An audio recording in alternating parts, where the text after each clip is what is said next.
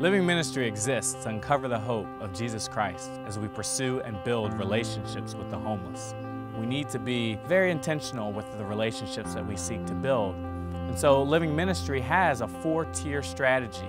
The strategy includes engaging, exposing, equipping, and entrusting. When I first looked into Living Ministry, there's volunteer organizations where they do supply what is needed.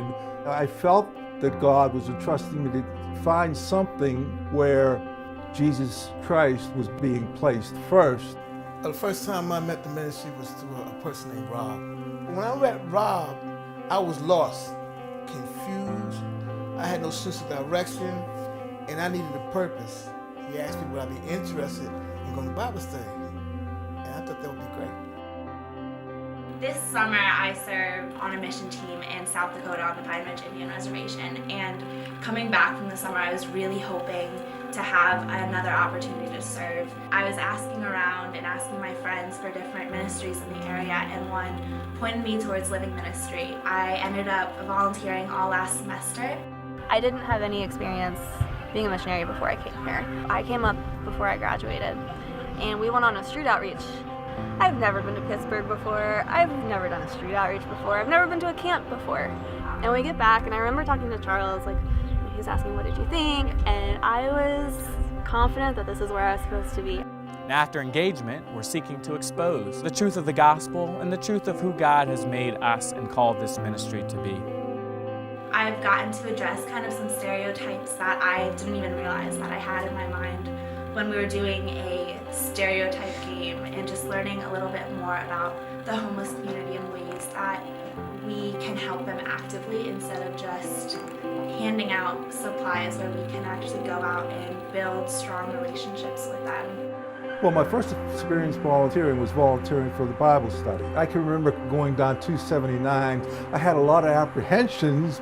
When I got there, I really liked the homeless friends. They had this thirst. They wanted to be fed, basically, but be fed with the Word, and that's what it's all about. Bible study helped me to get focused on me and to deal with my issues. When you would read the Word, it makes you look at yourself. The Word just allowed me to see the things that I need to change within me.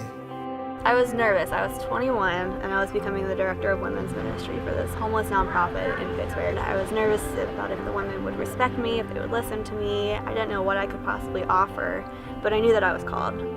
Next, we look to equip people. How do we give them the tools and resources that are necessary so that they can live out their calling? Through Rob, I was able to get involved with the discipleship program. One of the reasons why I decided to join this discipleship program gave me a point of a start, a beginning. So by them helping me in terms of food and shelter, it kind of led me on the right road. The ministry really guided me along developing programs, developing outreaches, and learning how to talk to the women. It was a lot of hands-on learning. I could be more effective in this ministry as a board member than on the streets. If I could help in some little way, because more people have to be touched by the Word, like I said, building relationships so others can build relationships. And the last part of our strategy is entrusting. So it's not just us always doing the work, but releasing that work to those who have been connected to us. Before I came to Living Ministry, I knew I wanted to work with the homeless.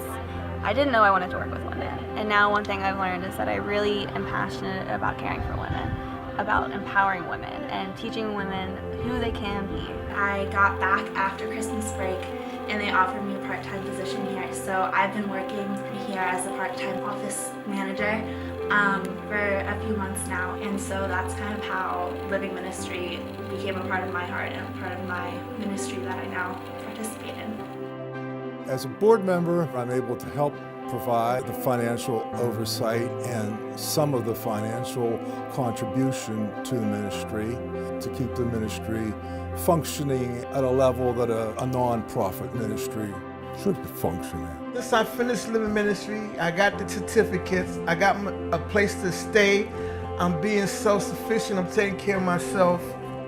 I decided I wanted to give back to Living Ministry, and now I'm a donor.